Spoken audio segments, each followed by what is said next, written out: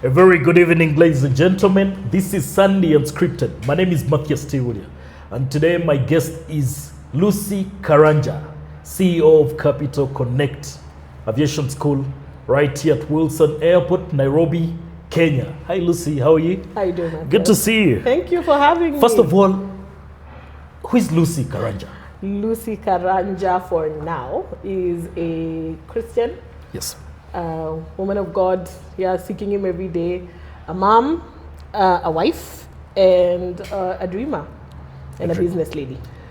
Talking about dreaming, people dream of so many things. Yes. What kind of dream are you? Because if you ask me what I dream about, 90% of my dreams scare me. Sometimes I'm like, will I really achieve all this? But dreaming is good. I just want to know, what kind of dreamer are you? I'm a big dreamer. I dream things that even I'm scared about, but I think if your dreams don't scare you, I think you're not really dreaming, isn't it? Dreaming the right Yeah, dream. you're not Yes. dreaming the right dream. So I dream about a lot of things. I dream about making sure that anybody who walks through my doors, if they can, they will fly. I dream about becoming the biggest sort of injector of aviators in Eastern, Central, and the whole of Africa. I really want to produce aviators that are professional, that are great at what they do, that actually just give excellence and make sure that they're safe.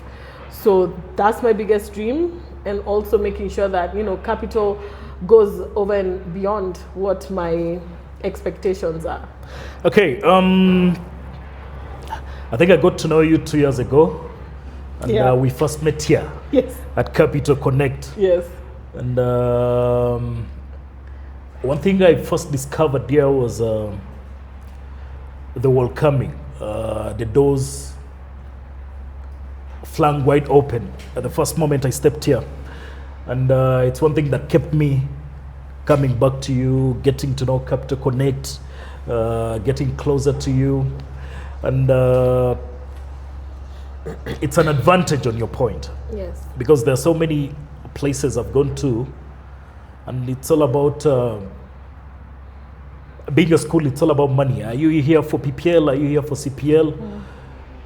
But how have you been able to open those doors wide so that anyone can come in, regardless of you having a bad day or a good day, or you woke up hungry or angry? It's still the same atmosphere. Yes. It's one thing that beats my understanding. I don't know how you do it, Okay. but I must give you that credit. Oh, thank you. And tell me the secret formula behind that. Okay, so first of all glory goes to God, and I think I'm so happy to hear that you are welcomed well. When we started Capital, we wanted it to be a culture that is warm. Aviation can be quite mechanical, quite technical, quite cold. It's a scary place. It's scary because we've done a bad job demystifying it as aviators. A lot of people who don't have an aviation background or any idea about aviation don't really know much. By the time somebody is coming into your office or into your school and you're not warm, it says a lot about you, not about the person coming in. So we always want to, first of all, make sure that even we were not born knowing anything about aviation. Somebody held our hand. So why not be a guide for that? People are confused. People want to ask questions, but they don't want to look dumb. So we have to make sure that, you feel warm, you feel welcomed. Everything that you need is given to you, it's answered. And that's just the culture we had at Capital at the very beginning. And I have a great team. Like, my team is fantastic. When you walk in the door, they genuinely are happy to see you, because you took time to come to see us. So the customer is king. We make sure that they feel it. They make sure that they welcome you. We make sure that you feel welcomed. And it's good. It's a good report that you've told me, because then somebody might need a tip or a bonus after this. I'm telling you. Fast forward. Let's talk about Capital Connect, the aviation school. Yeah, sure. When do you hatch this dream of starting an aviation school? Because a lady like you would have thought of a kindergarten, would have thought of a university. Yeah. You'd have thought of a primary school. Yeah. But why aviation school? First of all, I want to give credit to my partner, Sam Chiwo. He's also my husband. He actually came up with the idea of the flight school. He started flying before me, so I found him here. And he's like, one day, dreaming, you are being katiwad. Somebody's like, one day I'm going to open a flight school. And I'm like, hey, real? And he's like, yeah. And I'm like, how? He's like, I don't know. We'll figure it out, right? So brick by brick, we started actually working for flight schools when we were in flight school. So we were always together, and we always did the marketing for other flight schools. So slowly by slowly, you kind of learn, there's a regulation for this. You need to make sure you have that. And we sat down and we saw a little bit of a gap. And where was the gap? The gap was, number one, nobody was warm. No, just that. That simple, personable, relatable aspect, there wasn't that. Yeah, and we realized a lot of people are groping in the dark while still being in flight school. So we wanted to be sort of like the medium between that. We also realized that everybody who was owning a flight school or running a flight school, I can say like 90% were ex-KQ, ex-military. So we thought to ourselves, how about us who are in general aviation? We know the general aviation problems. Yeah, we know the issue that plagued us, which was always cost versus efficiency. Why don't we start a school and see how that goes? So yeah, 11 years later, we are here. 11 years, that means it started in 2000 and... we registered in 2014. 2014. But we started operating in 2015. Exactly. And that brings me to my next question. Yeah. You've talked about the doors being quite hard to get in. Yes. In the aviation school. Yes. But what was that problem you are trying to solve? Because you're not from an aviation background. No. You're not a pilot. You're not what? Well, I'm a pilot now. You're a pilot now, yeah, but then pilot now. Then I wasn't. But then yeah. So what's the problem you are really trying to solve? I was trying to solve a situation where you could be heard as a student pilot. I wanted a school where we can hear you. Yeah, I felt I wasn't being heard. I felt my concerns weren't really being addressed. And it's as simple as, okay, so why do we use 172s as opposed to Piper? Small things like that. They weren't being answered because everybody assumes and we came to realize that so many people didn't.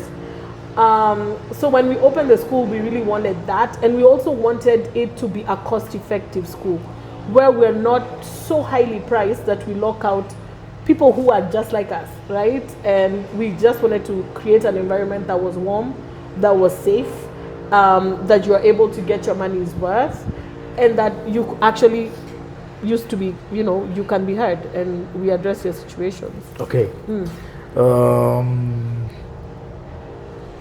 Starting an aviation school is hard. It's not easy. It's very hard. It's one thing that can break your back. Absolutely. And sustaining it through those hard crowds. Yep. Let me use the word turbulence. Yes. Because I don't think it was a straight line. Oh, it no. was. There was no line. There was no. you had to create your line. You had to create your line. You had to create your line. You had to white knuckle your way. Exactly. Into where you want to be. Exactly. Remember, this is a female-run school. I think I believe I was the first female pilot run school in Kenya. I was also 27 when I started this gig. And it was hard because my competition were, as I said, ex-military, decorated men, people who knew people. I always describe myself as Capital was the flea under the underdog of the underdog. We were nowhere in the stratosphere of being in anybody's competition. So how far we've come, it's by the graces of God. It's by tenacity, for having a fantastic team, having a great partner. On top of that, the parents who supported us over the years, people who've trusted us with their children, our students as well, they've put us on the map. And it's literally been God's grace that we've come this far. And the early days were not rosy. Did you start from such a building or? Oh no, but yes, we were in containers. Really? We were in containers. Because when I came here, Yes. this is a school, yes. This is a standard building. Yes. You never started here. No. And there were those moments you felt like, okay, I think, am I in the right dream? Everyone faces such moments. Absolutely. And you're like, okay, should I give up? Yeah. Do you remember any? Yes. I remember. Give me giving some up. of those. There have been many. There have been a lot. There was once I remember I had really tried getting this aircraft for a lease, and Yes. I did. I actually managed. They gave me their aircraft. I think we operated it for about a year. Business was extremely slow. So we weren't making the numbers in terms of hours that they were hoping for, but they were good people. And I remember somebody actually coming to me, a friend, and saying, hey, I hear your aircraft has been taken by another operator, and that operator said they have to ensure that you go down. And that was crazy. That was crazy for a young lady. You cried. I was so shocked I couldn't cry. I couldn't cry. But I think that's the one time I was like, oh, okay, we are not playing games in this field. Like, we're not playing games in this field. That was the one time I actually sat and I said, am I ready for this walk? Like, am I ready for this walk? That was my second year of... I know. The dogs are let out. As in, they're not playing with me, you know. That was the one time. I think there's the usual heartbreak. You were expecting maybe a big projection of people coming in. Maybe they didn't sign up. But God has always provided anyway. Exactly. Yeah. So not too bad. I think that was the first time I actually got into the nitty-gritty, the dog eat dog world. But it was okay. That brings me to my next question. Yeah. Were you misunderstood by some people, close people around you? Yeah. By everyone. When you went all out and you're like, okay, I think I need to do this. I think I need to build this. Yeah. Were you misunderstood? Everyone thought I was insane. You're insane. I'm insane. Like, what are you talking about? You want to build a billion industry at 27. Insane. You sound stupid. I wasn't even good at driving cars, leave alone flying aircraft. Oh, you know? And I remember even going to, actually, I had a few very good mentors who were at the CAA at the time. Yes. Some have left, some are still there. And they're the ones who were like, funny enough, like, keep going, you know? Keep going. Why can't you open a school? Do it, you know? But a lot of my friends, I had a lot of friends who were in flight school, who were instructors. You know, they're working at the time. Yes. Yeah, I'm still a student at the time, by the way, when I'm opening Capital. And guys were like, stop what you're doing. This is insane. This is stupid. You look insane. Just stop. And you get so deep in it, you can't stop. You can. You've come so far to go back. Absolutely. I agree. Yes. You know, everyone wants to be a pilot. True. Most people want to be a pilot, but what are the behind curtains people don't really look at? Since you are into the field of Yes. transforming Yes. people into decorated pilots, Yes. there are those behind the scenes that people don't really look at. Yes. What are those? First of all, I've come to realize something. A lot of student pilots who want to do flying, number one, the good thing is they are propelled by passion. Yes. Passion will override logic, and sometimes, I can say 90% of the time, it's great. Yes. But there's a lot of things that they don't consider. They don't consider the fact that this is still academia. It's not that you've come in and immediately are going to fly fighter jets for God and country. Yes. No, a lot of them think, I'm going to be like Tom Cruise in Top Gun. Come in here today. Yeah, I'm going to do some tomorrow crazy aids. I have a KQ job. I'm going to be the Flying Dutchman. You know, Yes. they think these bombastic ideas about flying. But a lot of students don't know. It's consistency. You have to keep reading. You have to keep practicing. You have to follow instruction. A lot of people have that problem. We're dealing with a generation of Gen Zs who cannot be told. They're not patient. They are not patient. People want to come in, they want to pay money, and then they immediately want to have a license. You know, they tell you, I paid, so I need to have a license. They don't know that the license is earned. It's not about money. It's You don't buy it. earning. You don't You buy earn it. it. You I earn agree. it. Yeah. So it's a tough study because it combines both academia, technicality, safety, regulations. There's so much you're doing at the same time, and it's all compounded. So you need to really have focus. Where do most students fail? They Because fail. you've observed them for 14 years now, Yeah. and you're the right person to answer this question. Where do most of our aviation students fail? They fail in number one, the lack of listening and following instruction. Yes. A lot of people don't understand that consistency will get you there. That small step every day will get you to where you need to be. It is not about who you know, it's about the work you put in. Literally, sit down, study 3 hours a day. Do your chair flying, which is literally just picturing and reciting and just going through your checks and knowing how your flying is meant to be, you know. Literally, it's like imagining what you're doing in a plane, right? It's simulation, yeah? Do that. Ask questions, yeah? Be aggressive about where you want to be. So a lot of people fight the wrong fight. Just hunker down, study, yeah? Become excellent, and you're gonna do okay. That's where most people fail, I feel. Exactly. Yes. Now,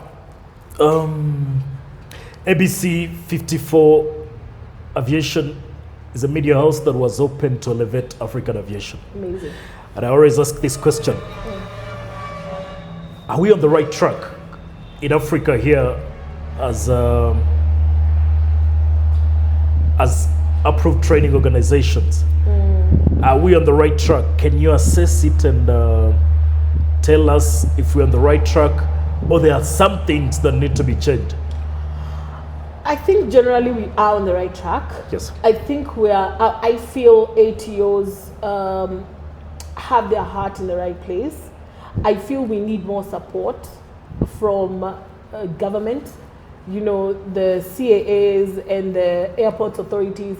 We need to have more support. And what do I mean? Some of the regulations that they put out there are stifling us. I'll tell you, for example, we have KAA who have said in a few days, I think it's in a few days, that anybody who doesn't have an airport pass will have to get something called a land pass, which means literally walking into my office or any other office at that will become a problem for the common non-aviator, because then how will they differentiate who is a student, who is a client, who is a staff member? You know, Yes. We are really trying to give it our all as schools, especially in Kenya.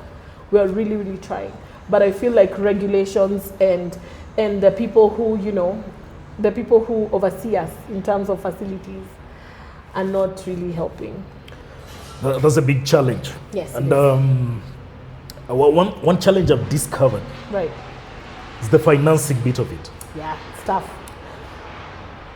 Becoming a pilot in Africa is equivalent to selling both of your kidneys. You'll need a kidney. Not both. Sometimes you have to give both your kidneys and your liver. No, you need those. You need those. What's the problem? As a school owner, what's Yeah. the problem? Why do you make it hard for most of these students Yeah. to achieve their dreams?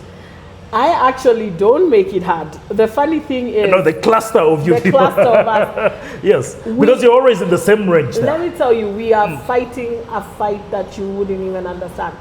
A lot of schools, I can tell you, especially in Kenya, they want to be the most affordable they can be.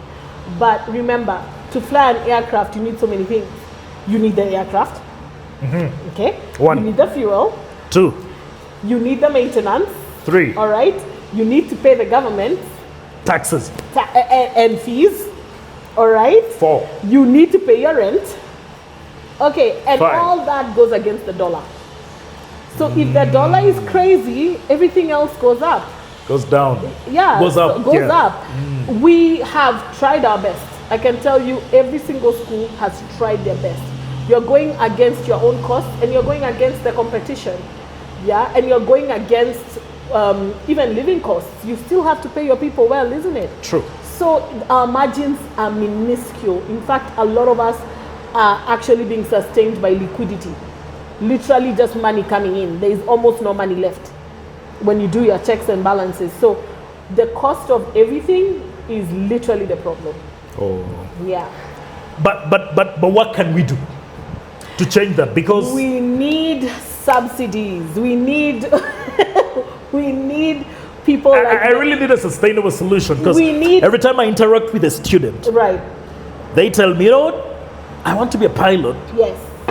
But I think I can't achieve that dream. Most people want to be, but they can't achieve that dream. Of course, from your perspective, right, I fully understand it. Right. But I believe there is a solution we can both achieve. The student and you, so that we don't break. Right. So that one side is not breaking. Yeah. What would you recommend? For example, we really want to talk to fuel merchants. Give us a good price on avgas. Avgas, just lower the price of avgas. Then we are going to be forced to lower our prices as well, right? University students get stuff like HELB. They used to get HELB. Here in Kenya. Here in Kenya. Yes. Flight students don't have that. They don't have any government assistance. All right. We are talking sustain the dollar to be at a cost that makes sense. Yeah. The value of the shilling, if it could go higher, we can actually lower our prices. So the story is bigger than us as schools. We've gone even as far as recommending to Kenya Airports Authority, give us parking fee and landing fee at a very low cost so that we can be able to actually teach these kids how to fly. But, you know, we are also not the most expensive in Africa. There's a lot more pricier places to go. I love the word not most expensive. We underline the word expensive. It's not cheap. Yeah, we can't lie, it's cheap. It's not cheap. Because I really want to see so many people joining aviation.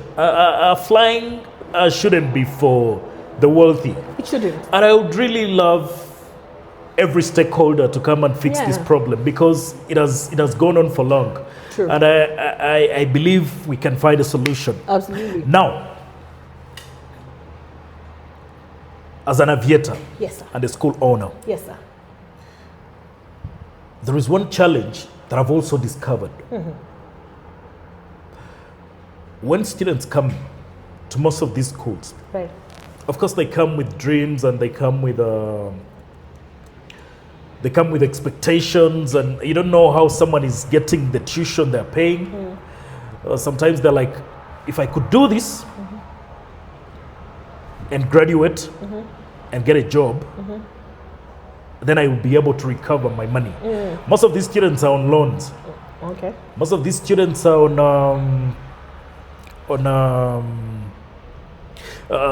some of the parents or guardians have gone their way to sell assets. True. To just see them through school. True. But you see, after graduation, someone has their CPL, someone has their PPL. Yes. Why does it take long for them to be enrolled and to be enrolled somewhere? What's the problem? Enrolled or employed? Employed. Okay. Sorry about that. Employed. Because I've interacted with pilots that have taken 4 years, 5 years. They have their CPL, they have their PPLs, they have their CPLs, and they're nowhere in the job market. What is the problem? Because are you training people to go hang their PPLs? Or you're training them to just add on, in Swahili they call it cheo, to add on vyeo, and they're like, you know, I'm a pilot. Yes. Because I would really love you, Lucy, yes, sir, to train me. Yes. And then I can move out. Yes. And get the job. Yes. Are you giving me what the airline is not really looking for? Or you're giving me what the airline is looking for? Yes. But the airline is not willing to take me on. I really don't know. Maybe you can tell me. I think it's accumulation of many things. Yeah? Yes. Number one, airlines right now have even moved from not even just stick and radar. Yes. back in the day, a lot of people used to get employed because they can fly. Right now, airlines are not just looking for stick and rudder. They're looking for sustainability in terms of even social aspects of a pilot. They're looking at somebody who has extra academia. Degrees are really appreciated right now as well. They're looking at somebody who is willing to actually do multiple jobs within the company, somebody who's good at operations, somebody who's good at communication, not just a multi-talented individual. A multi-talented individual. Me, myself, as an airline owner, let's say, for example, you come to me and you have a CPL. That's amazing. But somebody else comes to me and they have a degree. They have a CPL. They are quality manager. They are safety manager. I'm going to take that person. Because you would have solved so many problems. So many problems. With one person. I feel that the caliber sometimes of pilots and young people are not actually doing their research to find out exactly what is happening in the aviation industry. True. How is the landscape changing? Who am I? Who's getting the jobs now? True. Another thing people actually don't do. They look and want to directly go to the big airlines. They want to go straight into Boeing. They want to go straight into Embraer. They don't want to start. They don't want to start with the Kidogo, caravans. kidogo. Exactly. They don't want to start with the 206. True. They don't want to start with the charter company. And it's good to have a dream and it's good to get there, but there are steps. The steps, yeah. There are steps. I agree. Yeah, start with bush flying. Why can't you be an instructor? Schools are always looking for instructors. And that's a great gig. Including yours. Including mine. Guys, they're looking for instructors. Please come. Come to Capital Connect. Come apply. Go on, yes. Yeah, so why always, we can't all be in the airlines right now. True. We all can't do that. True. Do your instructor rating. Do your caravan rating. True. Do your 206 rating. True. Go do some bush flying. True. You know, do something. But there's always a place. But you find a lot of people, they want to, as I said, they want to get out of flight school and immediately go become Tom Cruise in Top Gun. in the mathematics. Okay. Yeah. Okay, so you to summarize it all. Yes. Have some added skills. Have some added skills. Have some added skills. Absolutely. Yes. Yeah. You can't just bring CPL on the And table. also have some added social skills, like not just academia. Do you volunteer in places? Do you go to a good mosque? Do you go to a good church? Like, who else can speak about your morals? Yeah. Also, airlines are going through a lot, right? You're having these no young one would people want to associate with you if it's a brand, even the brand. Your social media is full of nakedness. Nakedness, and if that's who you are, good. But is it good for that brand? Probably not. So there's also some social responsibility that a lot of these kids are not really. They're not really willing to sign up for, yeah, because you shouldn't just get a job because you can fly. We all can fly. True. What else do you bring to the table as you young men are asking girls nowadays? What do you bring to the table? That takes us to our short break. We'll be back in the next 1, 2, 3, 4, 5 minutes. Awesome.